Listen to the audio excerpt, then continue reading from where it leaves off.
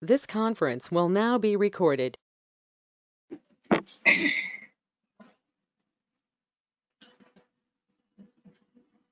Only 4 members are added.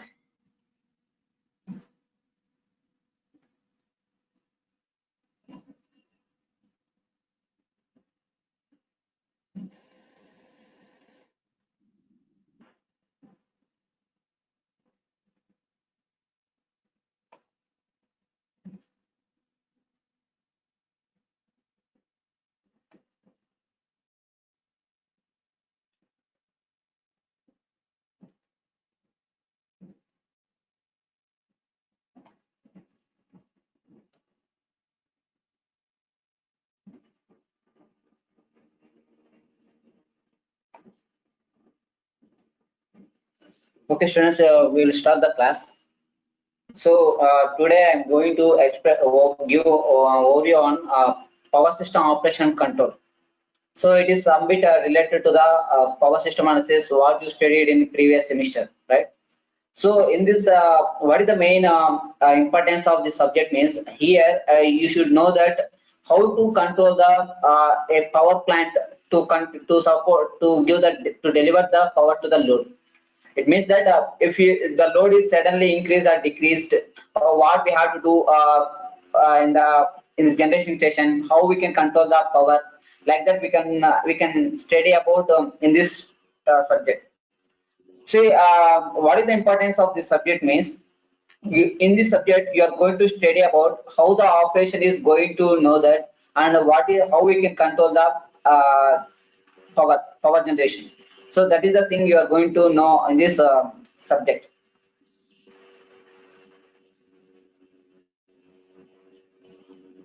So I will show you that I will discuss overview of power system operation and control.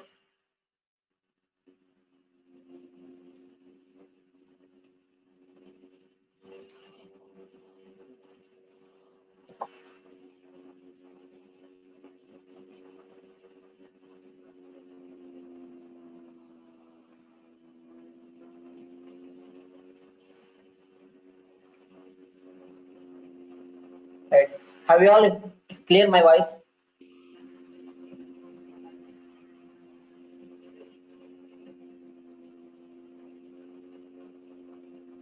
Can you hear me my voice clearly?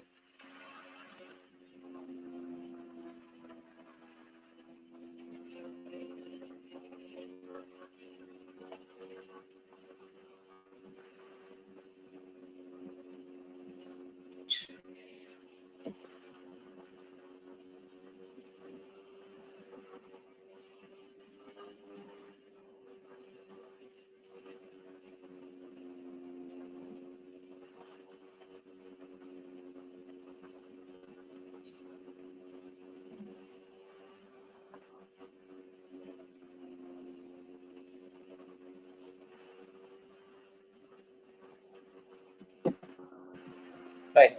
So these are the topics we are going to study in this power system operation control. Here, the unit one is economic operation, two is hydrothermal scheduling, and three is low frequency control, and fourth one is reactive power control, and fifth one is power system operation in competitive environment. Let me see that one by one unit, what are the topics including in that, and what is the purpose of that topic, each and everything, right? So this is the first unit, that is unit economic operation. So here you are going to study about these topics. The one is power operation of thermal power units. In this, what you are going to study about, suppose if a plant consists of 3 units, each unit having the power capacity is at 10 megawatts, right? So totally the output of the plant is 30 megawatt. Suppose if your load is requirement of load is 20 megawatt. Now, out of three, how many plants have to deliver this load? It means that so you can say that sir, two loads is enough for deliver, two units is enough for delivering this, but you can't able to shut down the single unit. So you have to share this 20 megawatts among these three. So in that, which one has the more capacity and which one has the advanced system, then it goes for maximum. So this is called as optimal operation of thermal power plant. Means that which one will give them a more efficient power, then you can consider that power unit. Next one is heat rate curve, cost curve, incremental fuel. So these are the graphical representation of what are the parameters involving in the power generation. Suppose heat rate curve is there, right?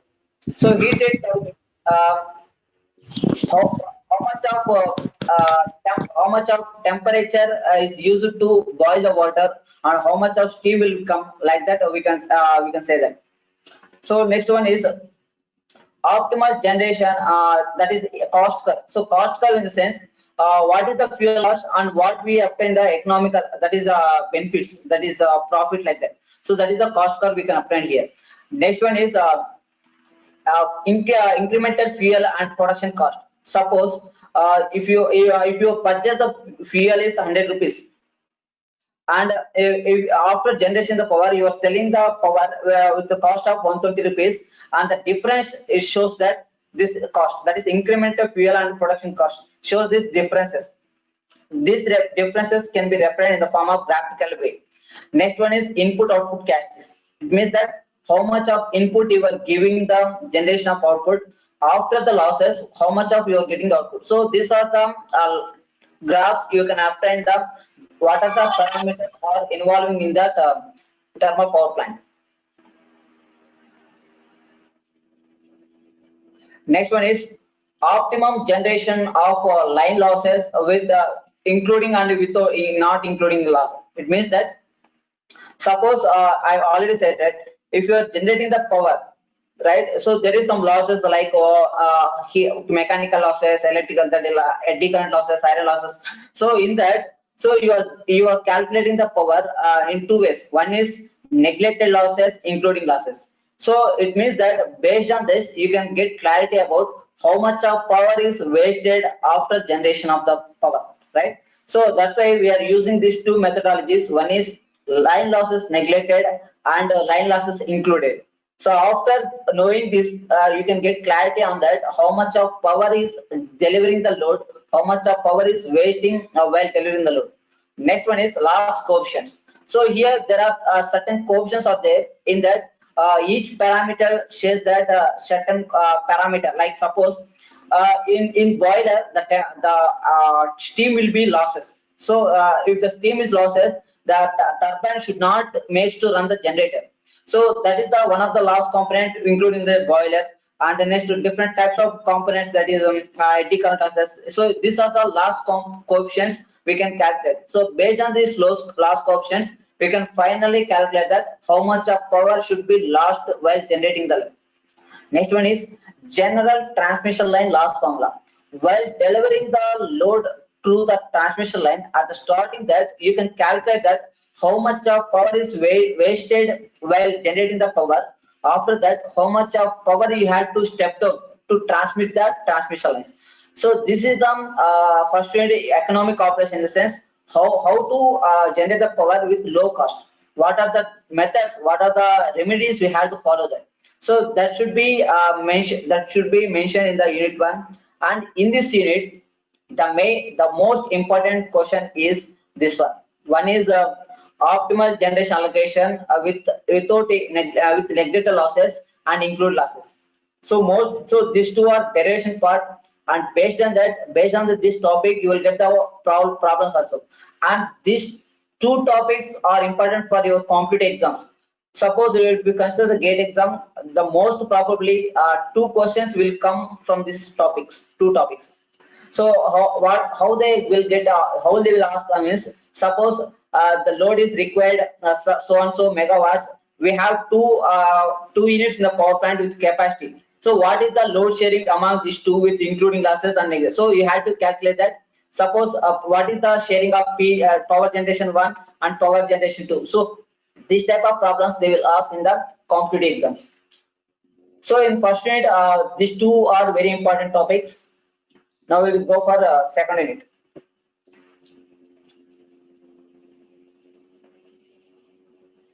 Second unit is hydrothermal scheduling.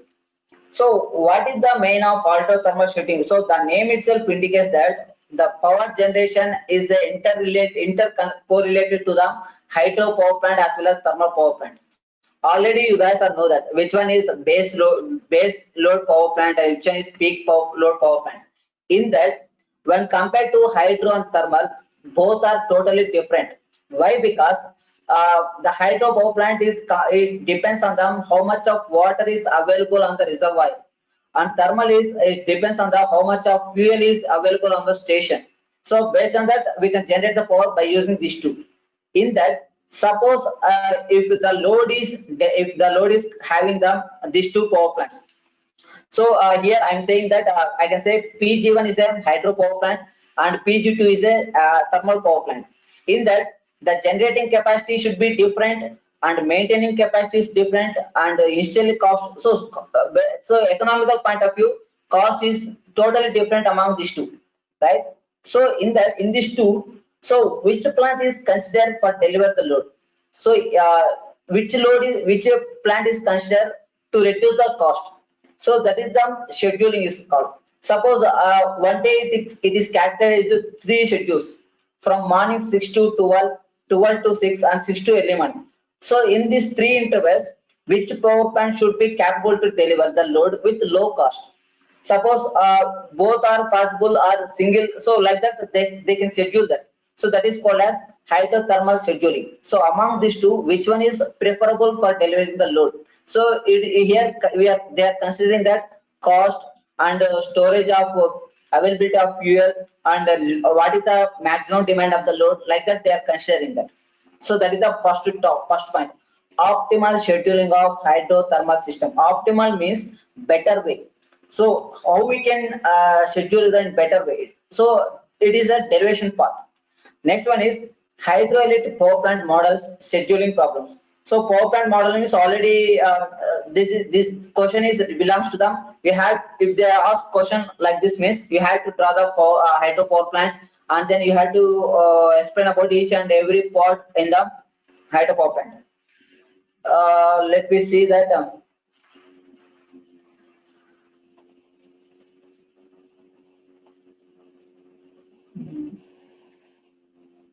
Venkatesh is there. 18 to not 2.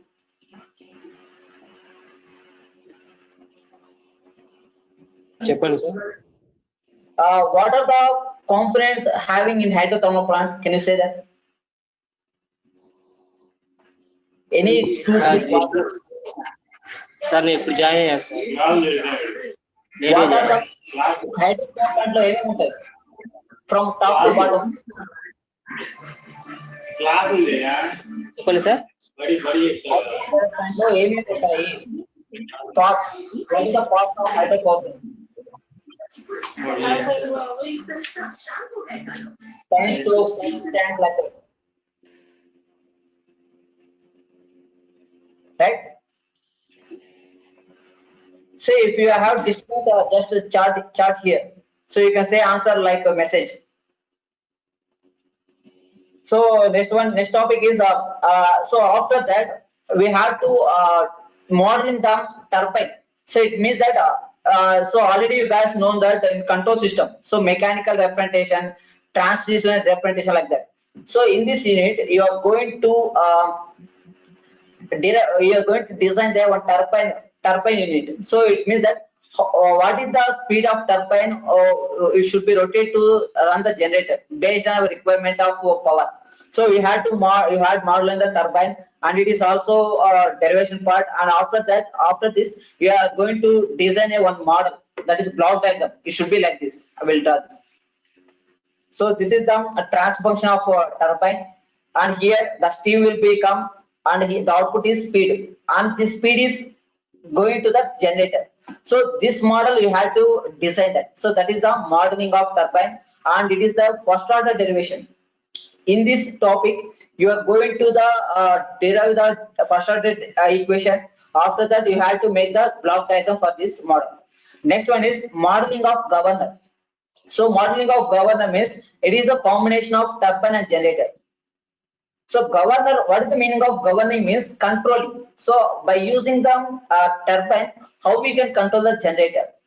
So in that, these two are transfer functions, and by using the transfer function parameters, we can control the entire system. So already you studied in the control system subject, right? So based on the parameters, we can control the we can control the output by using the feedback, like the error signals, like that. So these are the second unit you are going to study. In this, the most important topic is that is modeling of turbine as well as modeling of generator, so governor. So these two are important, and these two is fully a derivation part and most interesting part too. So why? Because it is completely related to the control system. Based on the equations, how we can convert it into transfer function. After that, how we can make the block diagram for this. So first unit, first unit you guys are going to study about schedule of economic operation. So with low cost, how we can operate. Next second unit, you guys are study about scheduling. So based on the availability of plants, which one is better to generate the power and it is to reach the load. So that is the second unit. Now we'll go for third unit.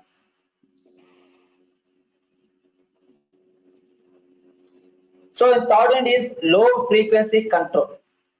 So low frequency control means, so already known that low frequency in the sense how we can control the load based on the different parameters. So let me see that the first topic is necessity of keeping frequency constant. What are the definition of control area? So what is the need of keeping the frequency constant means, if suppose the frequency is not constant, there is a condition having the unbalanced load condition. So that is the main reason why we have to make the frequency as a constant. So let me see that how we can control the frequency, and what is called as control area. Control area in the sense, suppose if we are having the load 1 and load 2. Suppose if you are delivering the load between these two and separately or combined, whatever it may be. So the controlling action occurring in the load 1, that is called as single area control. If the control action is combinedly occur, that is called as two area control. So it means that one area is one load. So if suppose if you are controlling the frequency among the load 1, that is called as single area control. Suppose if you are using the controlling action among these two, that is called as two area control. So there is a difference, right? Suppose if you want to control the overall loads, there is a cost will be less. So the requirement of components will be less and maintenance also less. But if you want to controlling the action separately, means it requires the more cost. So that is the difference.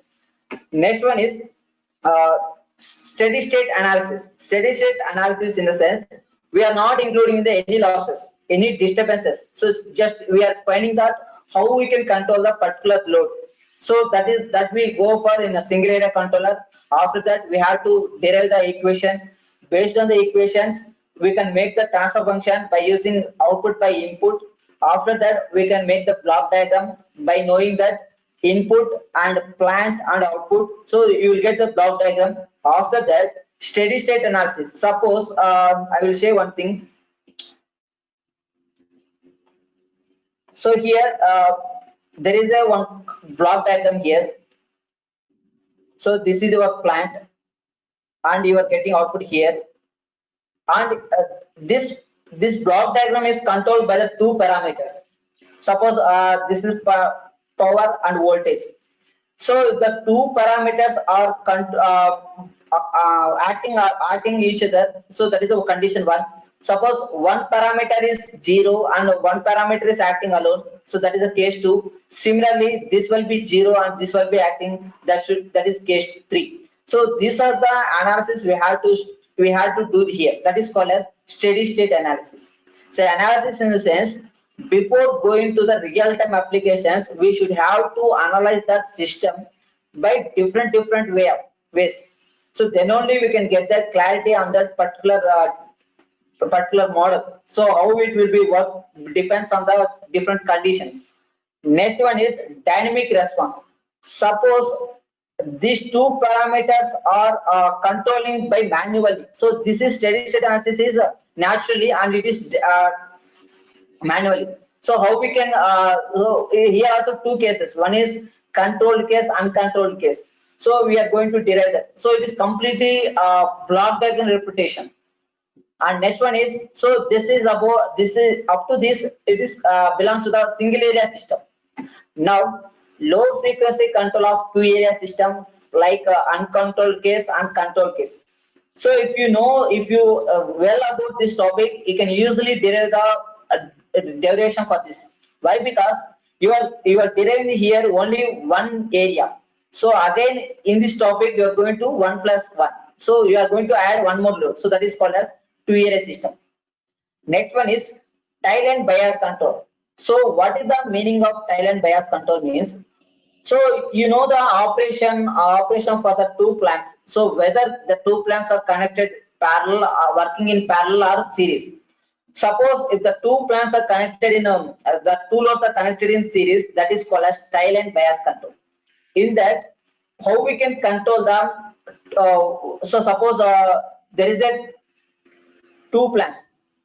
Like this is load 1 and load 2. So these are two connected seriously, right? So this is called as tile and bias control.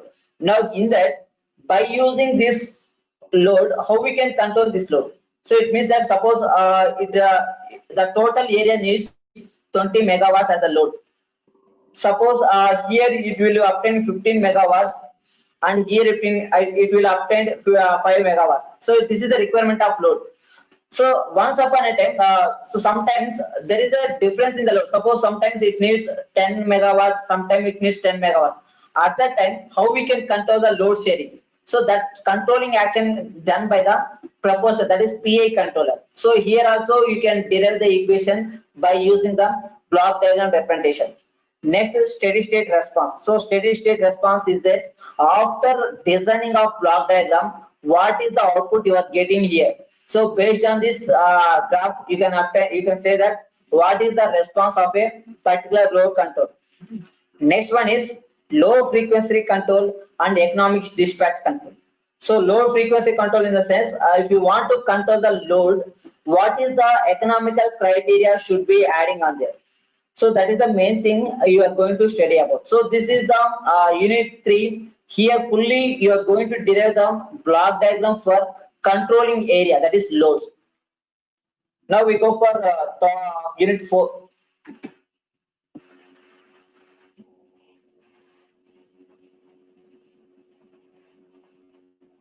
Right. Unit 4 is a reactive power control. Do you know that what is the importance of reactive power? Anybody here?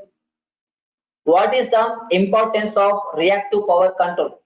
The same thing you can study in the facts subjects also. Why? So we have different types of powers, right? Real power, apparent power, reactive power. So why we are giving the importance of reactive power alone when compared to the remaining two?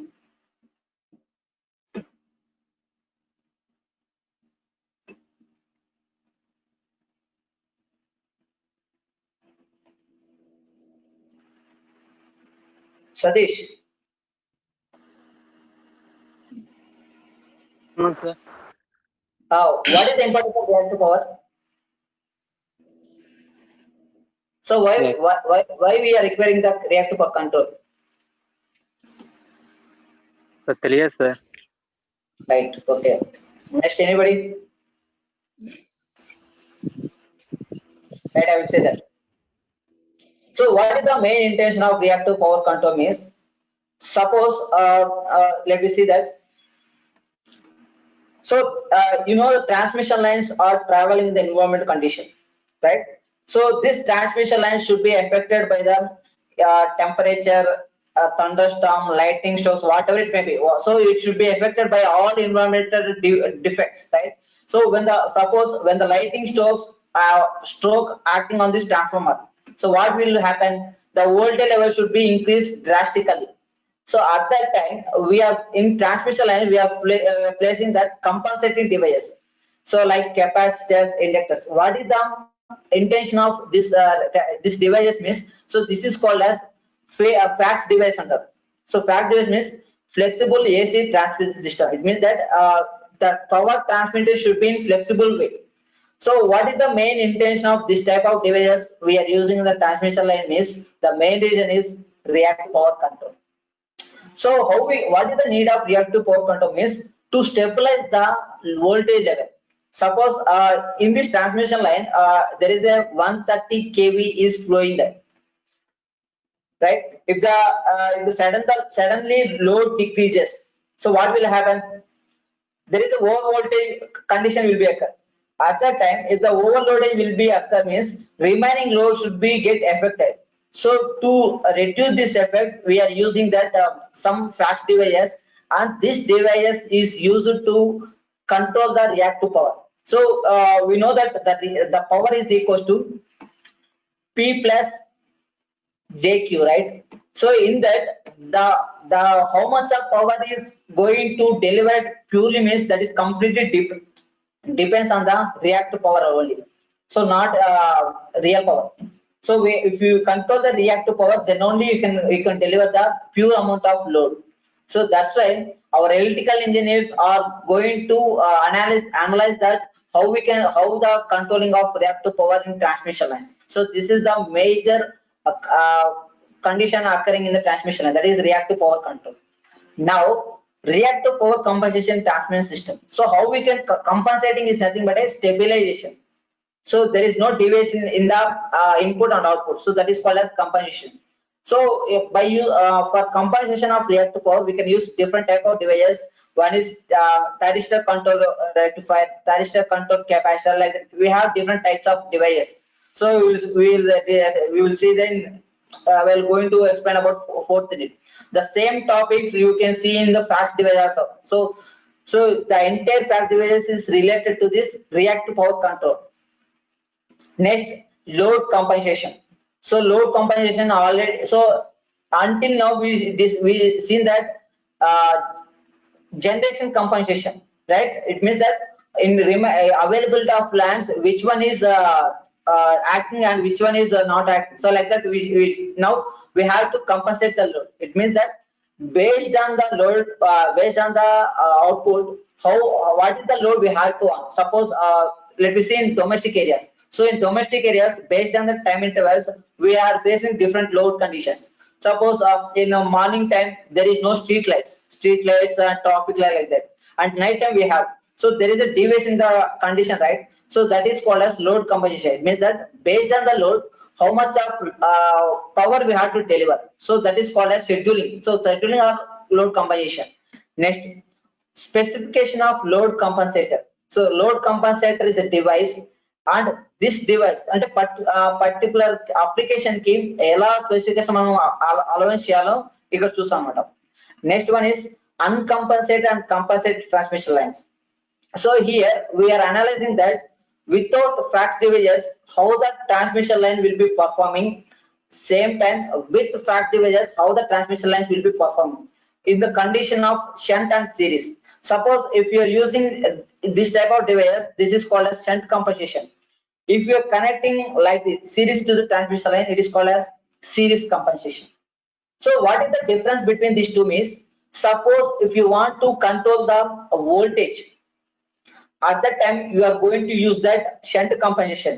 If you want to control the current, at that time you are going to use that series compensation. That is the difference between series and shunt. So where the voltage level should be stabilized, at that condition we can use that this shunt compensation. Where the current should be controlled, at that condition we can use that series compensation. So just keep remembering this point. So what is the difference between shunt and series means? This is the one.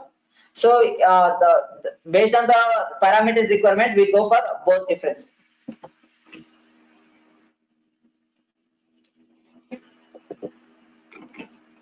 So next unit 5, so power system operation in competitive environment. So this is the most interested and generalized topics here.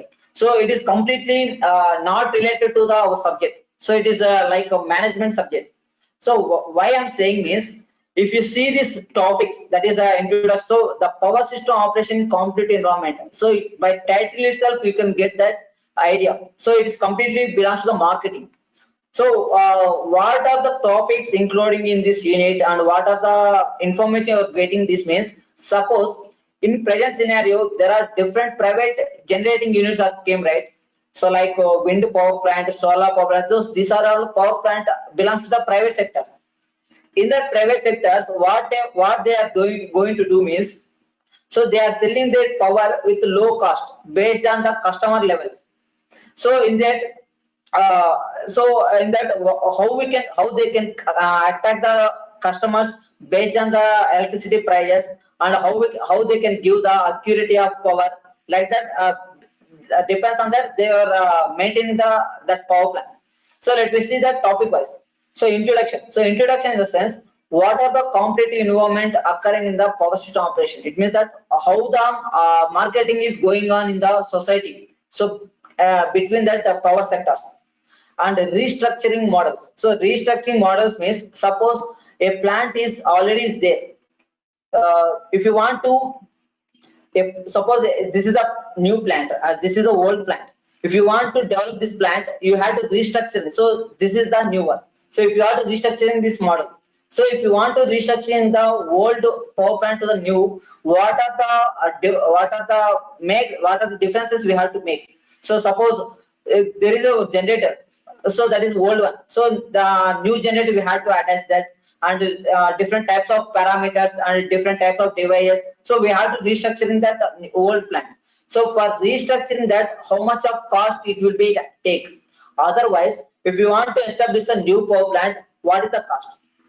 So if you make the difference between these two, then you will get that which one is least cost, then you go for that method, right? So that is the restructuring models. Next, IS4, independent system operator. So all power sector generating units are belongs to the ISO. Why? Because suppose if it is government sector, they have to answering the all parameters to the officials. But if it is independent sector, then how much of cost they are decided they have to pay by the customer. So there is no pressure on this. So that is called as independent system operator. So they can make the price, 1 unit is 5 rupees or 7 rupees, whatever they want. Nobody will ask them. So that's why it is called as independent power system operator. So this type of operators are belongs to the private sectors, like wind power plant, solar power plant. So they can sell that power based on that, whatever they require the amount of cost, they can sell the power. So there is no need to they explain about how they won't get the pressure from anybody. Next, power exchange. So power exchange in the sense, if the power plants are, one is government power plant and private sector, so both are coincident and both are working is combined. So how we can exchange the power? Suppose let me take one example. So in India we have different types of states, right? Suppose in our AP there is a lack of power, so we have to we have to get the power from the Tamil Nadu. So what we have to do is, first of all we have to do the proposal. So our state, my state is required this much of power, and you can deliver that. After that we can give the same power to you. So that is called as power exchange. So that will happen in the interstates in the among the India. So now it is happening in here. So sometimes we are getting the power from Maharashtra, sometimes we are getting from Tamil Nadu, Telangana, like that. So that is called as power exchange. Next one is market operations. Market operations in the sense, suppose Tamil Nadu require the power from the Andhra Pradesh. So here we are generating the power from thermal power plant. So when compared to thermal power plant, hydro power plant, there is a difference, right? Cost oriented. Now at the same time, Tamil Nadu is giving us power from by using hydro power plant. So when compared to the cost, we are spending the more cost when compared to the Tamil Nadu. So that is called as marketing operation. It means that so we have to deliver, we have to give the power with a less amount of cost. Next, similarly, market power. So market power in the sense, suppose in this month we are delivering the delivering the power to the Tamil Nadu with cost of 5 rupees. With cost of 5 rupees. Suppose after 1 month the cost be reaches to 7 rupees.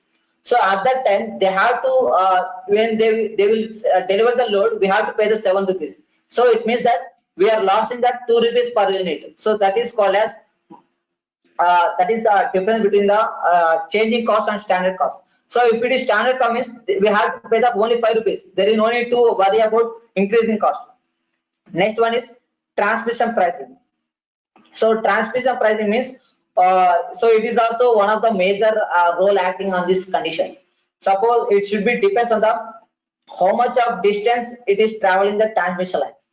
So that is denoted by the transmission pricing. And next one is congestion pricing. So congestion pricing means there is some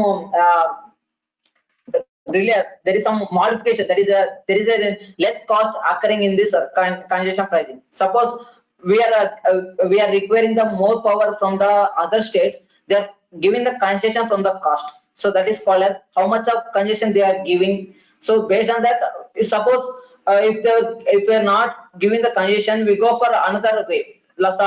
We will get the power from the other state. Like that, they are deciding that.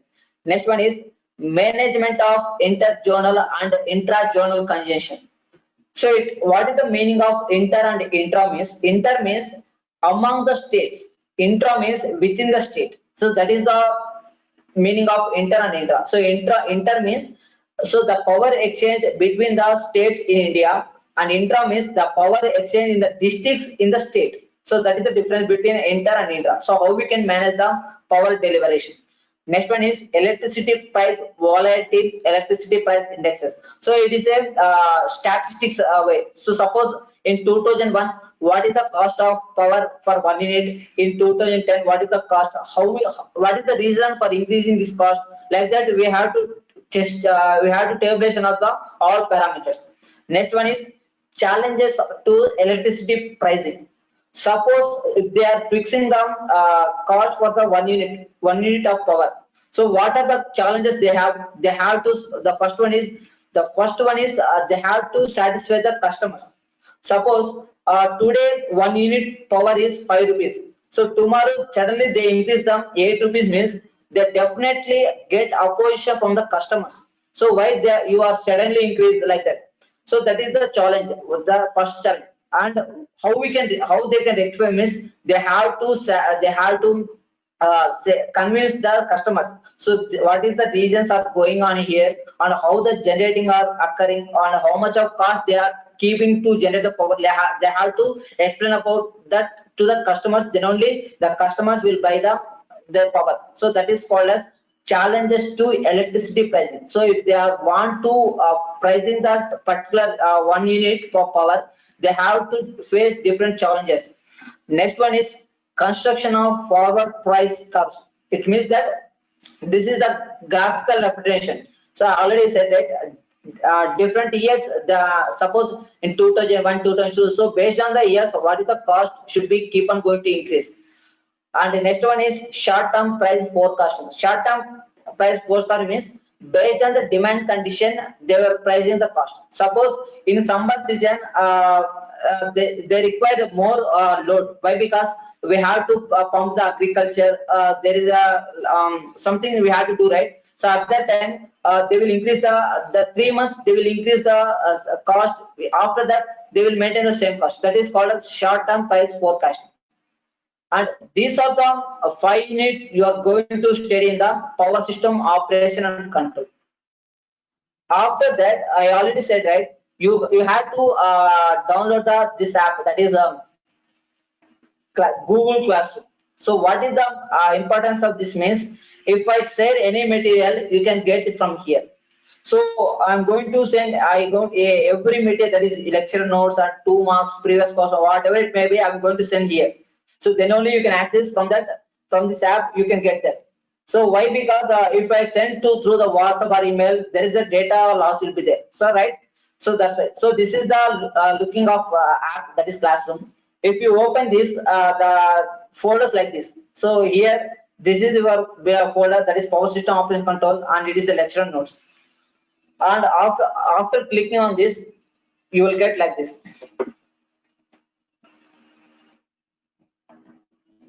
So after open the folder, you will get some files like this. So this is new material, new complete material,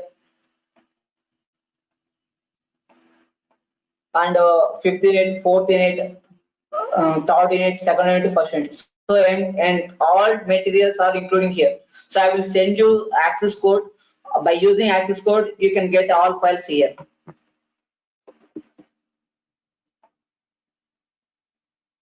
At the same time, so this is about lecture notes, and here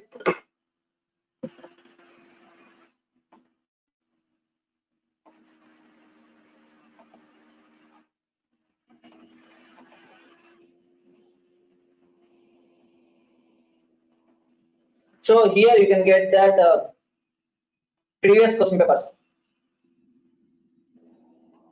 So these are the previous question papers I already attached. I will send you this access code. Then you will get all this links, this question papers, right? So this is about overview on power system operation control. Now let me see who are there. So now I will ask questions from this. Yogananda is there. Sir, good Yogananda. afternoon, sir. Good afternoon. What is the difference between series compensation and shunt compensation? Sir ఇలా విన్నాను sir. మరేమి అంటే అంత క్లారిటీగా లేదు voice, అంటే ఇక్కడ signal problem ఉంది.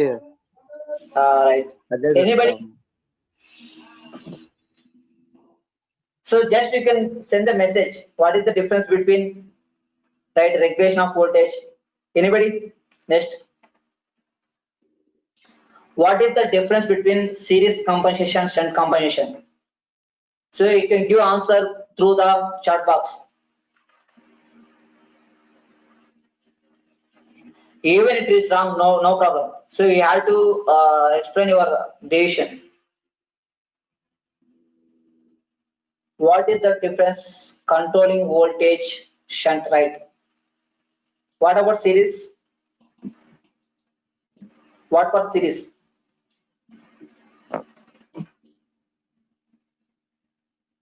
Controlling current, right? Super. Next, so what again I'm asking, what are the components involving in the hydro power plant? So this is the easy question. So you will get semester exam. What are the components including in the hydro power plant?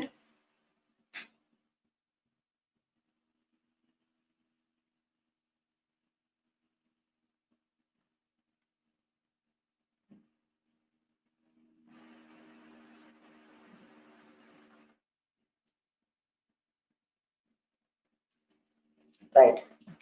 And one more thing I have to say that, so if anybody interesting to write the gate exam, definitely you will get 4 or 5 questions from this subject, especially from the first unit, that is load scheduling, right?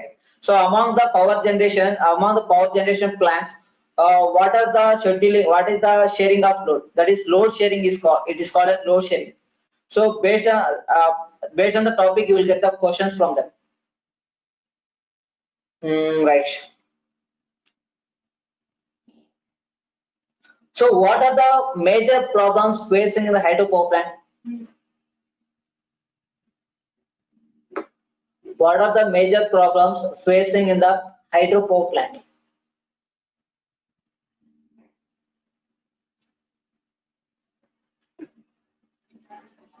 If you want to generate the power, what is the main requirement of fuel in the hydro power plant, and what are the challenges they are facing? Just imagine that. Why? Because this is the topic you are going to study in the second unit, that is hydrothermal scheduling. There are some parameters.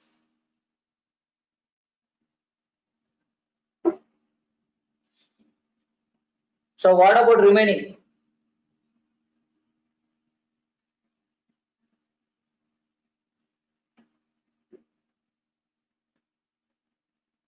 Next.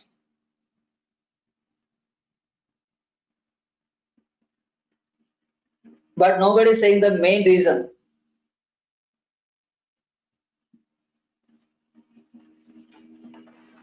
The main challenges is water availability.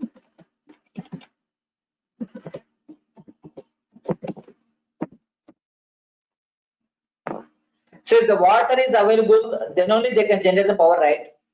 So here water is act as a one of the most important factor while scheduling the hydrothermal scheduling. Suppose if there is no water in the hydro power plant, so what they go for only thermal power plant alone.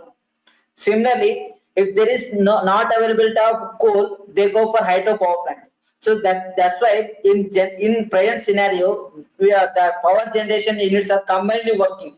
So based on the availability of fuel, they can generate the power. So that is the so in this derivation, we are going to take the two parameters.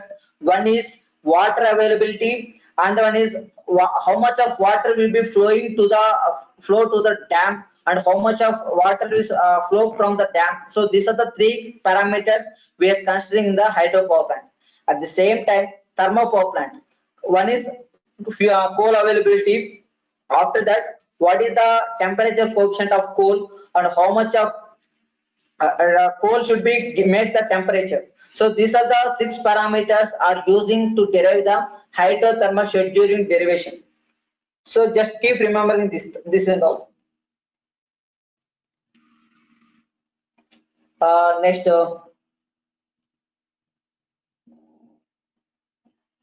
so how what is the difference between the real power and reactive power?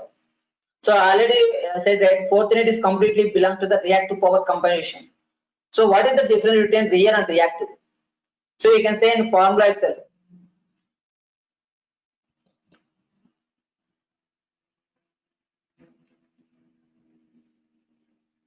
What is the difference between real power and reactive power?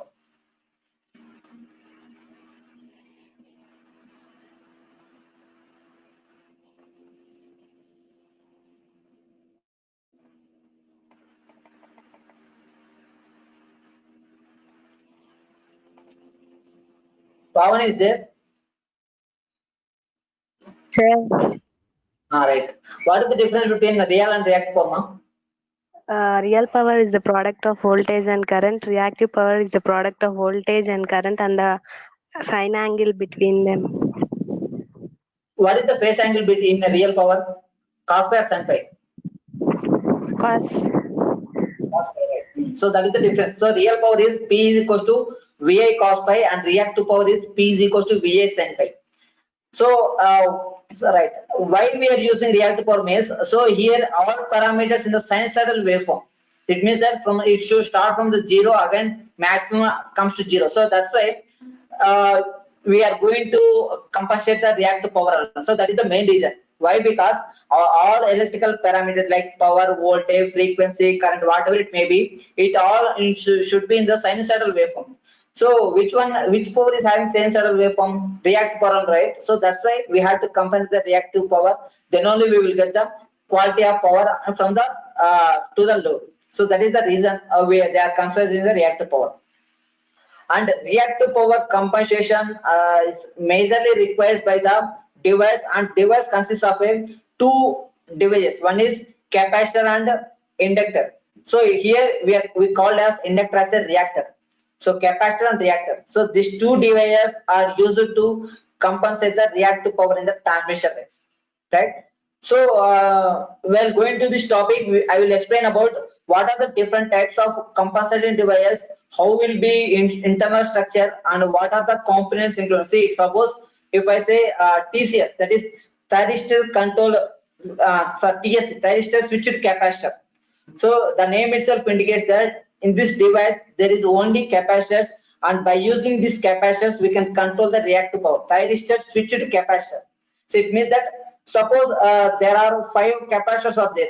So based on the requirement, they can switch the capacitor and it should be compensate the reactive power. So that is called as TCS. So we have different types of devices. We go for we will let me explain later, right?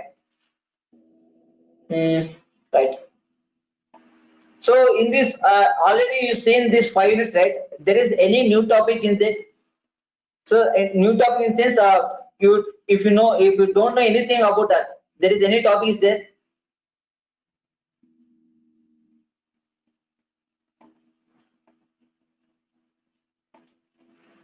Is there there is any new topic? that should not know. Right. So what you are going to do means today itself you have to install this app, and today evening I will send this access code. Then you can install, you can log in there, and you can see that all documents I already uploaded here. So you have to make the notes every day. And one more thing, this entire class should be recorded. And again, I'm going to send this video link also. Why? Because most of them having signal problems, right? So somebody can't get clarity in the voice. So that's why I'm going to send this video link also, so you can get clarity on this. So if you have any doubts, then directly you can contact through the class or whatever it may be. So you have to get clarity on this topic, right? So every day, whatever it may be, it is happening in the class. That material I am going to send it through this app. So you should have to install this, right? So today class is going to end it up. So if you have any doubt, if you want anything, so suppose if something I need like this, so you can share with me. I will go for like this, right? So I'm going to end it up this class. Thank you.